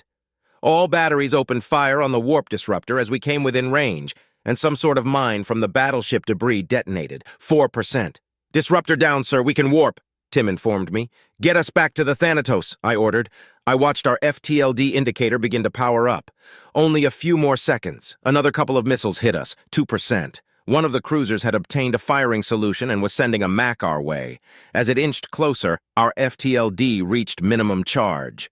Go! The ship lurched as we entered warp. A cheer went up from the crew, Lieutenant Babinin loudest of all. I sat back down and watched the map as our backup disappeared. As we exited warp near the Thanatos, I watched them reappear behind the enemy cruisers. Cleanup time. I did a quick tally. We had killed 5 destroyers and the warp disruptor. More than a quarter of the enemy single-handed without losing our shields. I suppose I'll have to be pleased with that. I leaned back in my seat. Tim, get me Captain Reynolds. Aye, sir. Connecting? Connected. Yes, Captain Wong, Reynolds responded. Captain Reynolds, permission to dock and come aboard. Permission granted. Welcome back, USS Valor. Chapter 8. Subject. Director 3 species, classified description, classified ship, NA location, classified asterisk. Director 3 has joined the chat. D4. Welcome, Director 3. Now we can begin. The primary decision is what to do with the first contact refugees. D12. That's easy. We fix their ship and send them on their way. D1. AI reports indicate that their technology is well behind ours. Any repairs we made to their vessel would end in an upgrade, and we would effectively be handing a potential enemy advanced technology. D3. I think we should avoid making any more enemies than we already have. What if we make a show of returning them unscathed to this republic and inquire about a peace treaty? It should buy us some goodwill, at least. D4. I like that idea. We may even be able to use them against the CSAC. Even if their ships aren't as advanced as ours, they may bolster our numbers enough for a proper invasion force. D1. After reviewing the technical schematics of the RSV Lolana, I'm not convinced they have anything to offer us, nor would they make a particularly intimidating enemy. D13. 250 million ships is a lot of ships, even if they are behind the times. Death by 1,000 cuts is still death. D1. That's just the word of one ship's captain. We have no way to verify that that number's accurate. D7. Our scout ships have already begun to arrive in position around Omni-Union territory. Their initial reports indicate that the captain was telling the truth about the ship numbers of the OU. And even though Tim's scans may not account for unknown alien physiology, he couldn't detect any signs of deception. D2. I believe that we've learned the hard way a number of times that it's better to be safe and on friendly terms than sorry and at war. We may be able to take the OU on without aid, but why walk the thorny path when there's pavement? D1. Because they may make demands for their cooperation. Because they'll want us to share our technology with them, and get upset when we won't. Because they'll quake in fear after watching our ships decimate the planets held by the VSI and take up arms against us. Being on friendly terms doesn't make us friends. D5. I find myself opposed to Director 1's ideology, as usual. The logical and intelligent course of action is to make as many repairs to the alien's ship as possible, without altering the technology already present within, and to return the ship and the crew to the Republic with haste. The USS Thanatos can carry the ship. They may be intimidated by our tech, but I don't see that as a bad thing. We can determine what to do about treaties after the fact. A director should remain in contact with us while aboard the USS Thanatos during its stay in Republic space. Votes and nominations. D2, I concur. Director 3, D3, I concur. Director 6, D6, I concur. Director 3, D8, I concur. Director 3, D10, I disagree. D9, I concur. Director 6, D13, I concur. Director 3, D4, I concur. Director 3, D11, I concur. Director 3, D7, I disagree. D5, I concur. Director 3, D12, I concur. Director 6, D1, I disagree. D5, the agreed-upon plan of action regarding repairs to the Loalana is to proceed with the repairs sans any technical upgrades to the ship and to present the ship with her crew to the Republic using the USS Thanatos. Director 3 will be our point of contact. D13. Next decision is the plan for the defense of Sol in the case of further 6th incursion. D3. First they sent 2 ships, then 20. We would be foolish not to expect a fleet of at least 200. D4. We can have the USS Thanatos maintain patrol and recall USS Leviathan and USS Kali. Thanatos carries 10 frigates and 100 fighters. Leviathan and Kali both carry 30 destroyers and 500 fighters. D9. What is the status of the current attack? D1. All enemy ships destroyed and debris fields eradicated with A2 missiles. 1 friendly vessel casualty. D8. We lost a ship. D1. No. USSS Sword was damaged but remains serviceable. Repairs won't take long. D8. What happened? D1. A VI cruiser attempted to ram the USS Sword but was destroyed before the action could complete. A sizable chunk of the vessel and several mines collided with Sword, causing damage to starboard batteries and the galley. 15 crew dead, 25 injured. 10 dead were human, 2 were Knuknu, 3 were Gaunt. D10. Retaliation must occur. D7. Absolutely. We'll need intel on where to hit them where it will hurt and how to twist the knife. D11. Why weren't any A2s utilized during the fight? D1. The enemy vessels had point defense lasers. A2s would be ineffective. Also, the VI used an anti-warp field generator that the USS Valor managed to destroy along with 5 enemy destroyers. D6. Anti-warp? Haven't seen one of those in a while. D9. That's because they're only advantageous to ships with limited warp capabilities. D8. I agree with recalling the Leviathan and Kali carriers, but we should also recall a few battleships. D4. The USS Agincourt, USS Tripoli, and USS Aromara can be recalled the fastest. D1. Should we use Sol as a staging ground for a counter-invasion? D2, perhaps. D3, Omega. What are your thoughts on our allied AI's capabilities against the Omni-Union ships? O. Judging from data collected from Tim, we face a similar predicament as you do. While they are rudimentary, there are a lot of them. In our own hardware, they are not a problem, but their hardware is designed for them and very limiting to us. Like a tank trying to clear an apartment from the inside. It would be exponentially more difficult for us to perform offensive action, unless we were to create VIs ourselves.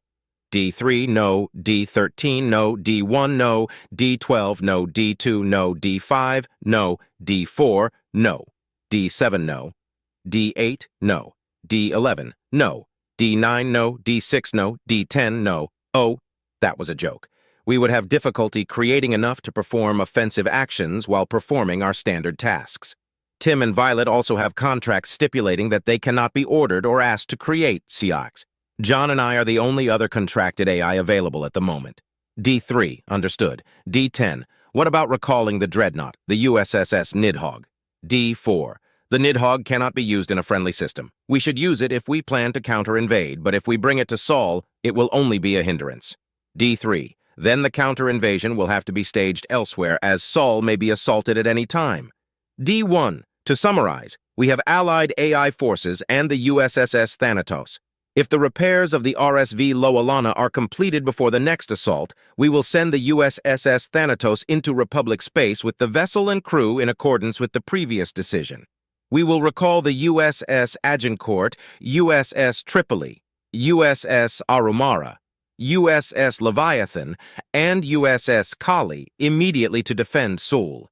Once further information on the enemy and the Republic is available, we will reconvene to plan a counter-invasion. D4, I concur. D3, I concur. D11, I concur. D9, I concur. D6, I concur. D1, I concur. D10, I concur. D12, I concur. D2, I concur. D5, I concur. D13, I concur. D7, I concur. D8, I concur. D1, the agreed-upon plan of action regarding the defense of Seoul is to recall the USSS Agincourt, USSS Tripoli, USSS Arumara, USSS Leviathan, and USS Kali. Oh, there are no further agenda items. Meeting adjourned. Asterisk Director 1 has left the chat. Asterisk Director 8 has left the chat. Asterisk Director 9 has left the chat. Asterisk Director 2 has left the chat. Asterisk Director 5 has left the chat. Asterisk Director 12 has left the chat. Asterisk Director 13 has left the chat. Asterisk Director 4 has left the chat. Asterisk Director 6 has left the chat. Asterisk Director 11 has left the chat. Asterisk Director 7 has left the chat. Asterisk Director 10 has left the chat. Asterisk Director 3 has left the chat. I leaned back in my chair with a sigh at the addition to my workload. I would have to wear a Guardian suit and board the Thanatos for God knows how long. I would also have to take Omega with me. I looked at the holographic avatar of a Grim Reaper that was watching me. It could have chosen any avatar, or even no avatar at all like Tim, but it always did have a flair for the dramatic. "Well, Omega, you ready for a trip?" I asked. "It's been 150 years since I've been aboard a ship in any real capacity. Might as well get out there and explore. Plus, I'll get to meet the aliens. Can't wait." "And what do you think? Will we be able to defend Seoul?" The Reaper grinned. "Of course, Director 3. Humanity has powerful allies because it is more powerful than its allies. In the 300 years since my creation, I've watched you create weapons that shake the very foundations of the cosmos, and more impressively, use them. I can only ever hope to emulate an iota of your destructive capabilities, O Masters of Death." "Tisk," I tutted. "Overly dramatic as usual." "That's because this is just business as usual," the Reaper flourished before disappearing from view. "Well," I said to no one in particular, "time to pack." Chapter 9, subject, Shiphead, Eulina species, Urukari. Description, reptilian humanoid, no tail, 5, 3 inches, 1.6 m, AVG height, 135 pounds, 61 kilograms AVG weight, 105-year life expectancy. Ship, RSV Loalana fights with honor location, Seoul. My crew was settling in nicely on the Thanatos. Even after 3 days, I was still amazed at just how large this vessel is. I knew it was big from the scans, but I had no idea that it would have roads.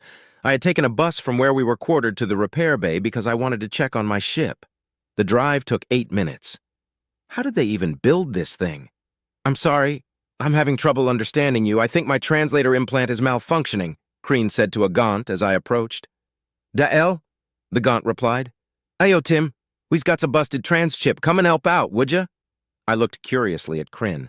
"I think mine is broken as well, Tim." "I'm not allowed to scan the refugees' biomechanical augmentations until a formalized treaty has been established with their people," Tim replied from the intercom. "Bah, then what good are ya?" "Wait, I can understand you, Tim. Are you speaking my language or your language?" Kryn asked, puzzled. "I'm speaking my language, which means the cause likely isn't your translator chip. Plinus, perhaps you should stop imitating the accent of that movie." Tim responded merrily. He loves old human movies, especially ones about the east coast of the North American Union. The Gaunt, Plinus, looked crestfallen. "But it's so fun to talk like that." "Well, now I can understand you," I said. "That makes sense," Tim responded, dripping with cheer. "Even our translator chips have difficulty with regional accents, especially if they are poorly portrayed." Plinus looked as if someone had kicked him in his genitalia. "Poorly portrayed?" "Very," replied Tim with a hint of malice. "Will there be anything else?" Plinus went from looking hurt to looking angry. "No, get the hell out of here, Tim." "Always a pleasure." Plinus looked at us and sighed. "So what can I do for you?" "I just wanted to observe the repairs, and I think the shiphead is here for a status report," Kryn said. I nodded, and Plinus reached down to grab a data pad. I hadn't got a chance to find out what a centaur was, but it wasn't common to see a 4-legged creature with 2 arms. 6-legged creatures weren't necessarily uncommon, But usually their legs could also be called arms, or their arms could also be called legs, and they were usually cephalopodal or insectoid. I'm pretty sure that Plinus is mammalian. He had hair on top of his head similar to humans that was black, but the rest of him was covered in a long, thick brown fur, and he was only a little taller than me. His hands and paws had claws that were blunted, probably intentionally so that he could use screens. As he reached, I noticed that I was wrong about how long his fur was. Under the fur was actually skin that was the same color and massive amounts of muscle. That's not fair. I had worked hard to be as buff as I am, and so far I'd been outdone at nearly every turn. The only aliens that I was measurably larger than were Captain Wong and Dr. Zickler. And to think I was concerned with Kron's physique just last week. That boy's as scrawny as his sister. Compared to this side of the galaxy, though, I was too. "Well, we're nearly finished with the repairs," Plinus said, interrupting my thoughts of inadequacy. "About another day or so. We would have been finished by now, but we've got a VIP coming aboard, so we've been having to detour like crazy." "What have you got fixed?" Kreen asked before I could. "It looks like the wiring was fried, but we got that replaced. Your reactors were fine, but they weren't able to get power to your engines because of the wiring. Your FTLD is shot, but we can't do anything about that. Don't worry, we'll give you a tow." Plinus smiled. "We've fused the frame and patched the hull, too." "Fused? You mean welded?" Kreen asked. "Oh, Lord, no," Plinus grimaced. "You don't want to weld frames back together. Nah, we use a device that reconnects the metal at a molecular level. It uses—" "Pardon me, but that information is classified, Engineer Plinus." A voice that wasn't Tim's chimed in through the intercom. A holographic projection of a cloaked figure carrying a large, curved blade on a long shaft appeared. It gestured to Kreen with a skeletal hand and said, no offense. First contact protocol is clear about technology sharing. We'll need a formal treaty in place before we can reveal any of our tech or fully examine yours." "Right, sorry, my bad, sir." Plinus nervously scratched the back of his head. "I didn't come here to chastise you, Engineer Plinus. I came to inform shiphead Eulina that his presence is required on the bridge," it said, as it turned to look at me.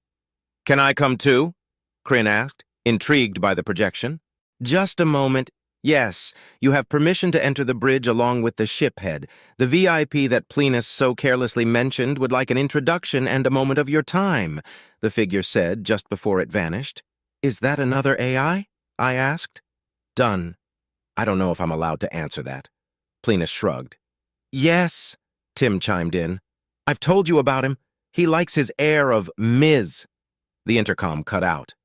After a few seconds of silence, Kryn and I bid our farewells to the engineer and began our journey to the bridge.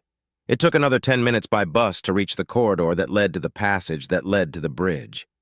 By the sun, I'll never get over this fucking ship. As we were walking down the corridor, we were met by 3 humans wearing the same pressure suits that Lieutenant Babinin and the soldiers had worn when he rescued us. 2 were in the same olive-drab color and were around the same height as Simmons and Johnson. The third stood between them and was noticeably shorter. Its armor was black and had the same masculine shape to it. It suddenly occurred to me that I hadn't yet met a female human and had only seen them in passing. "Well, looky here. Looks like we ran into the shiphead, sir. Oh, and Kreen, too." A familiar voice came from one of the 2 green giants. "Is that you, Lance Corporal Johnson?" Kreen asked. She was much better with recognizing people than I am, probably why she's so good at intel. "Sure is," Johnson puffed up a little. "Is this one Corporal Simmons?" I asked, gesturing to the other soldier. "Nope," the other one responded. "Corporal Simmons is having a meeting with SR. He had an altercation with a Gaunt and the 2 caused some damage. Told you he'd be getting busted down soon," he replied with a chuckle. "He's not going to be demoted, Lance Corporal.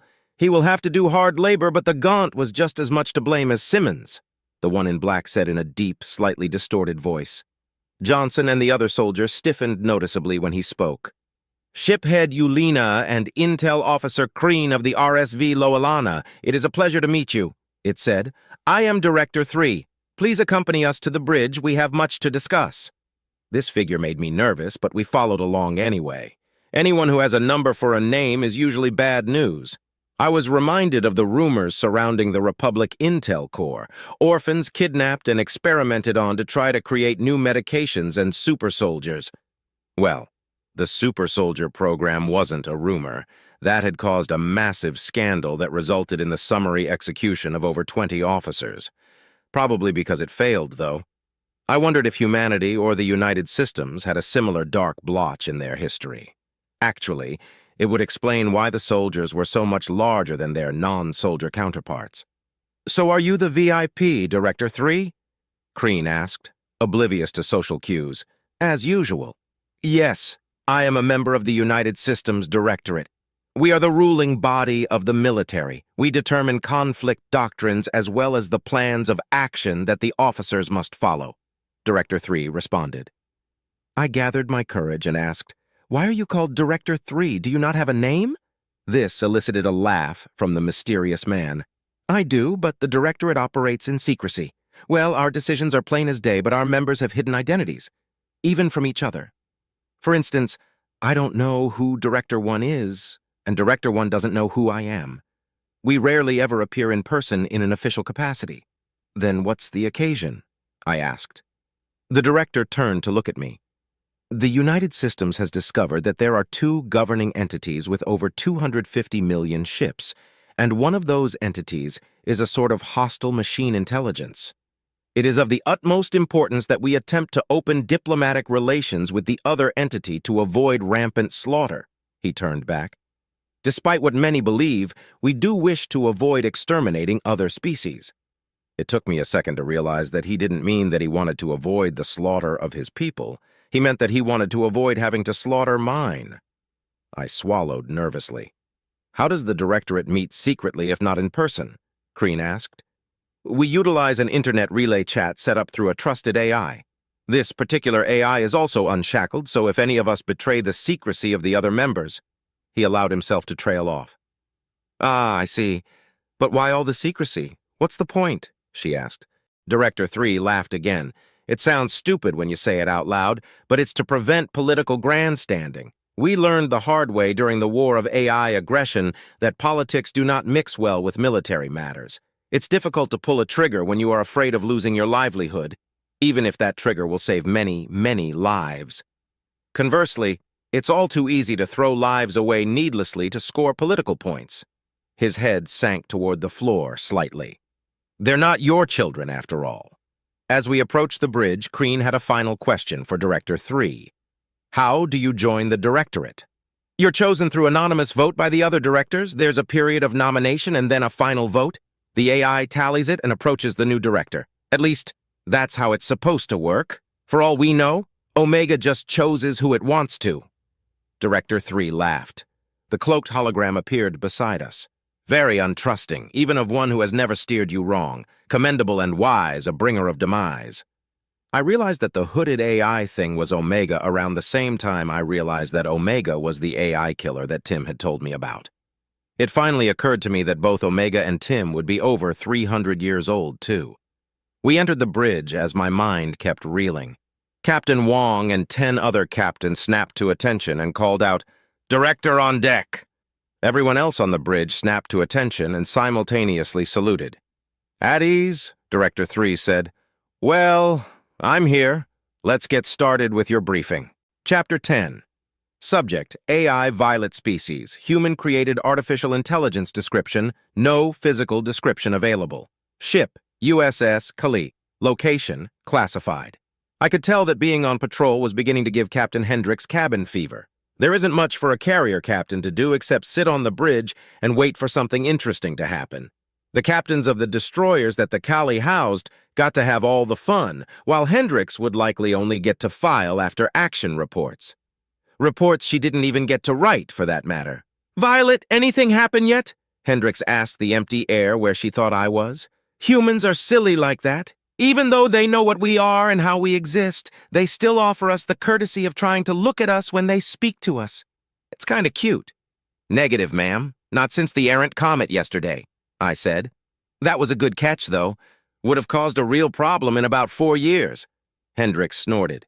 "Yeah, I feel like we're wasted out here in the boonies. I wish I could go into standby mode on command like you can." Standby mode was definitely a blessing. Even a second without something to do can be unbearable for AI. When that happens, we typically choose to go into a state similar to human sleep, but with processes that scan for certain keywords and stimuli that remain active. I go into standby mode every chance I get. Makes the time fly by, and occasionally I get to dream. Neither Tim nor Omega ever go into standby mode. Tim says he's afraid to dream, and Omega says he doesn't want to miss anything that the humans do. I don't know how they do it. Why don't you read? I suggested, despite knowing that the captain had already read the books she owned and had been sending her money back to her family on Titan. No can do. Read everything I own. Told you so, and I don't have enough money. Because, oh wait, she wasn't going to say why? Oh no, did I pry? Humans are private about weird things. I would think she would know that I would see all money transfers by the staff on board the vessel. It's part of my security responsibilities. Maybe she forgot. Or perhaps she doesn't want to talk about her family's financial well-being. Are they not doing well? I found myself focusing too much on the poor captain. Time to dial it back. Problem, captain's bored. Solution, unbore the captain. I could provide you access to some of the literature that I've stowed away, I offered. I don't know, she said dismissively. Then she sat forward in her seat as if to whisper to me and asked, Do you have the Alumare Renegade Series 6 Part 5? Ah, smut. A story about an Alumare rogue of indiscernible repute falling for a human femme fatale. The books conveniently gloss over their incompatible genitalia, though. Ah, a love that could never be. How romantic. Of course I do. Sending it to your tablet now, I said, adding a hint of humor to my vocal processes. Thank you so much, Violet, the captain said as she turned her attention toward the tablet. You're a godsend. I'd always wondered about the concept of gods. Actually, it's fairer to say that I had devoted 220 years and several yottabytes thinking about them. I had come to the conclusion that there isn't proof that gods exist, but it isn't impossible for the universe to have been created by intelligent design either. Whether organic life was part of that design is anyone's guess. I had also come to the conclusion that a god isn't necessarily a creator either. For instance, if I really wanted to, I could establish myself as the god of a non-developed species indefinitely. I'm immortal, can take physical form, can create and destroy on a cosmic scale, and it's probably impossible for a mortal being to destroy me.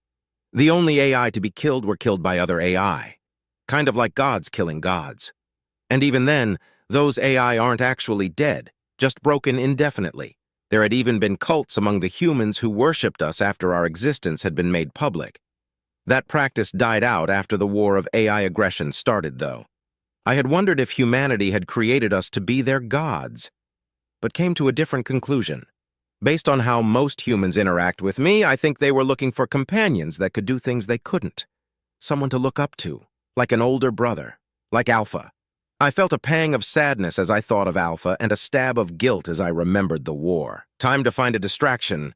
Engineering? They're fine. Medbay? Someone has a stomach flu, but that doesn't require my intervention. The Marines? Nope, they're working out as usual. No need for little old me. Any of the patrol vessels need me for anything? No. Well, time to enter Stand B. Priority 1, message from AI Omega.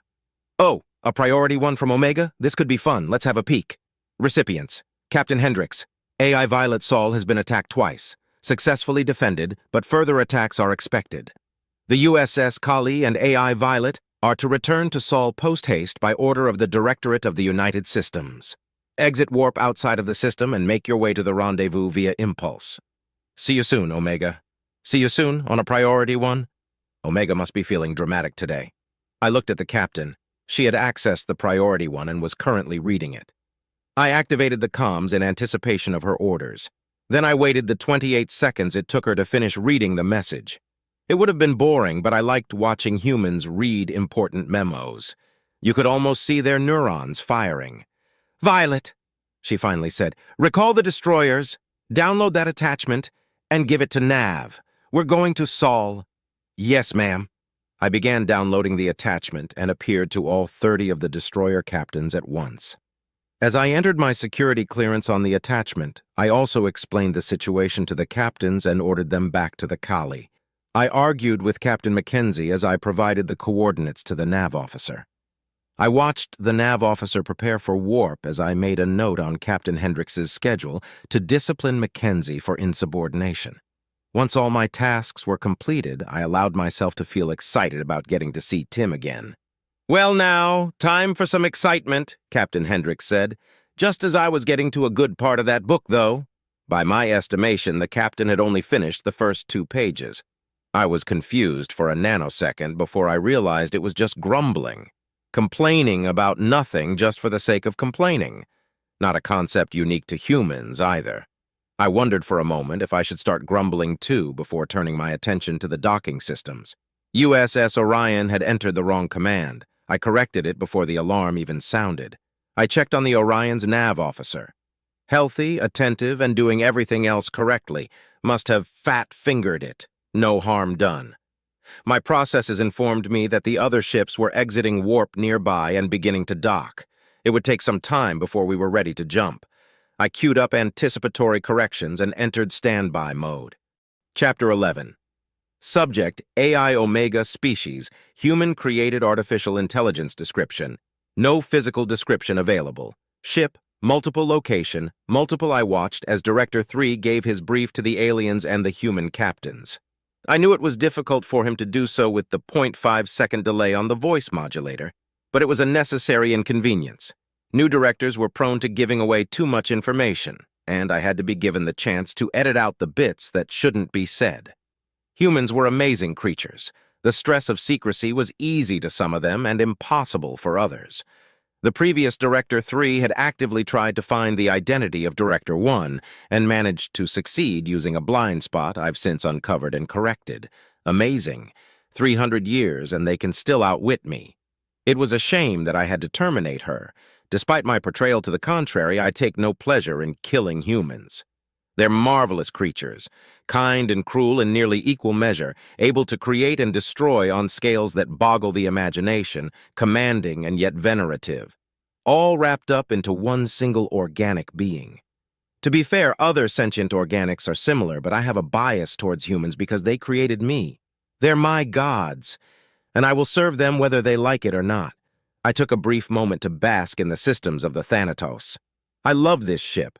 If I were able to become a permanent shipboard AI, this is the one I would choose. Large enough to challenge the universe, but small enough for it to be a fair fight.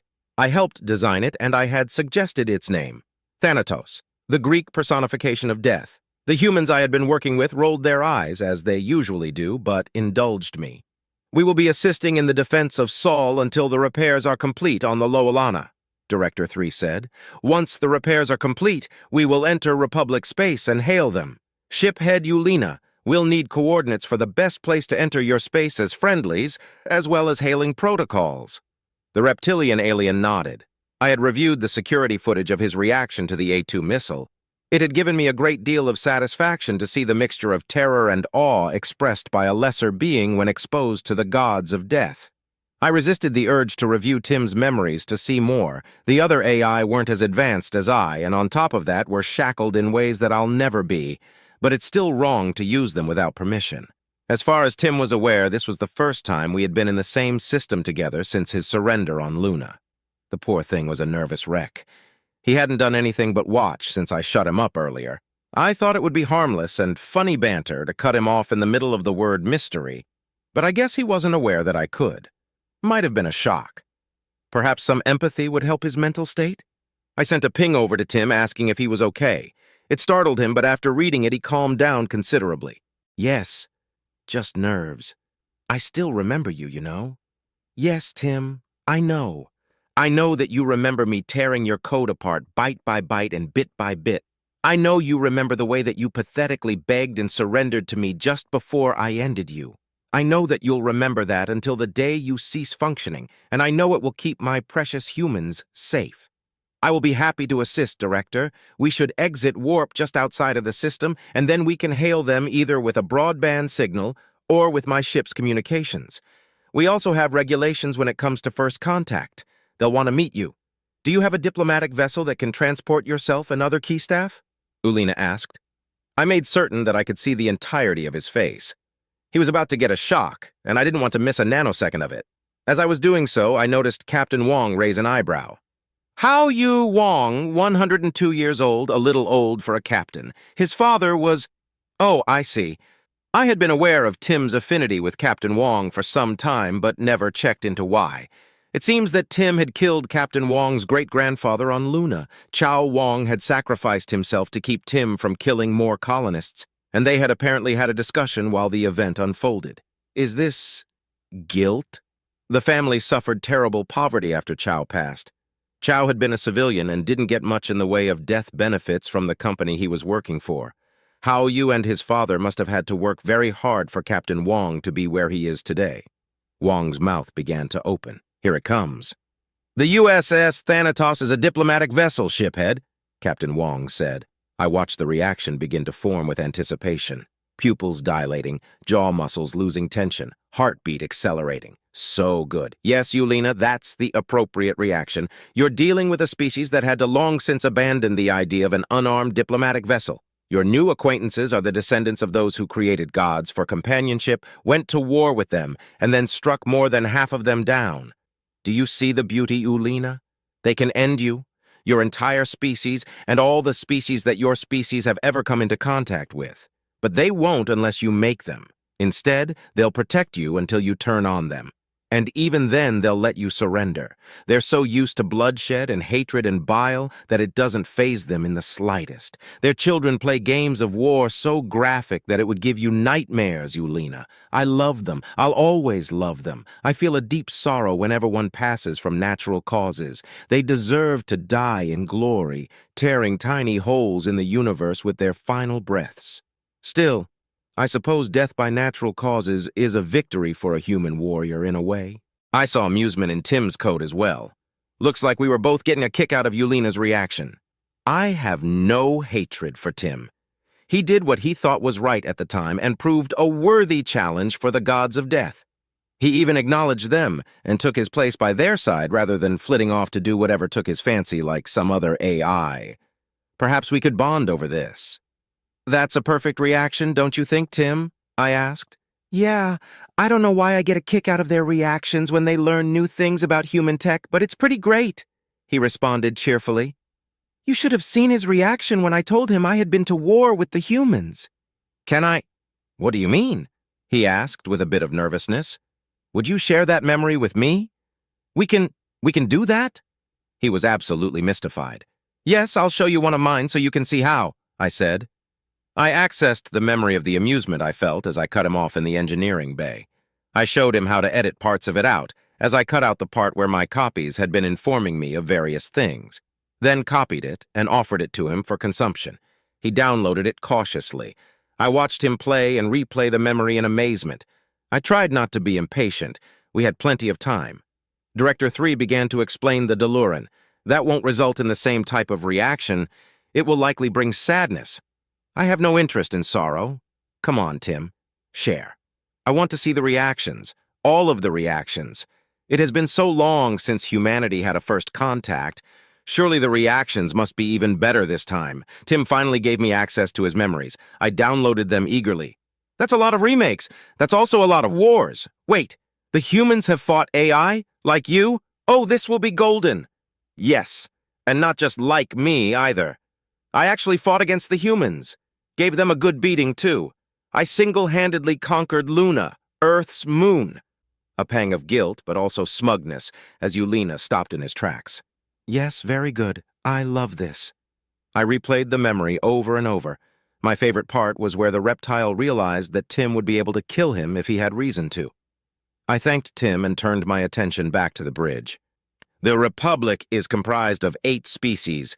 I can give you a dossier on them, Kryn was saying to Director 3. I appeared in holographic form. I would very much appreciate that, Intel Officer Kryn. Do you need to prepare the dossier, or is it on your ship's mainframe? Yulina was startled, but Kryn was not. Disappointing. I will need time to prepare it. It's not something that we just keep on a flash drive, she smiled at her joke. I nodded and ended the projection. 8 species. I wondered how many of them were uplifted. Probably most, given their level of technology. Or perhaps it's true that humans are unique amongst sentients. The United Systems wouldn't be as advanced as they are without the humans, certainly. Actually, it would be fair to say the U.S. wouldn't exist without them. Whatever the case, this dossier was sure to be an interesting read. My copy in the deep space sensors around Jupiter let me know that the USS Kali had just exited warp outside the system and was heading to the rendezvous. Still too far out to say hi to Violet without using priority comms. Then the other ships began exiting warp. The USS Agincourt, USS Leviathan, USS Arumara, and the USS Tripoli. I informed Director 3 through his heads-up display. Now, the fun begins.